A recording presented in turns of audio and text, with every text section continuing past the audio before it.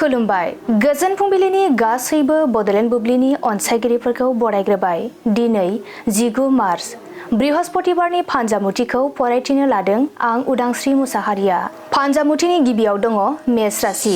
गोसोआव हमथानो हानाय गोहोआ थानाय नङा, आखाइनि रांखावरिफोरा खहा जागोन। बृष राशि। मोजां खाबुफोर मोननायनि आसा दं, सांग्रांथिनि गेजेरजों सोलिनांगोन। मिथुन राशि। गोसोनि गोनो गोथो साननाया जोबस्रांगोन, गोसोखौ सान्थि मोनगोन। कर्कट राशि। नंखाय दायनि थाखाय बांसावजानो हागौ, साना गाज्रियै बारलांगोन। सिंह राशि। नोंथाङा गाज्रि खैफोदजों मोगा मोगि जानो हागौ, जिउआ गिदिर जेंनायाव गोग्लैगोन। कन्या राशि।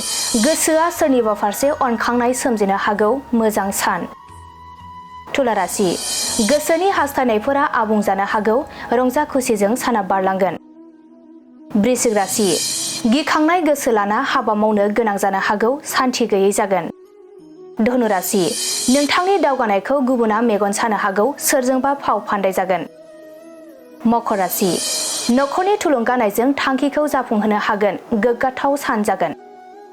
कुम्भ राशि। गोसोआव मानिबा थाखाय सानहाबनाय सोमजिनो हागौ, जेबो मावनो दांनो गोसो जानाय नङा। मीन राशि। गोसोआ उसुखुथु जाबाय थानो हागौ, सम बारहोनो गोब्राब मोनगोन। दिनै सानसेनि राशि फरायथिनायाबो एसेनोसै। आसा खालामो नोंथांनि दिनैनि साना मोजाङै मोजां थांगोन, बेखौ बडलेण्ड बुब्लि नखरनिफ्राय मिजिंथिबाय। गोजोन्थों।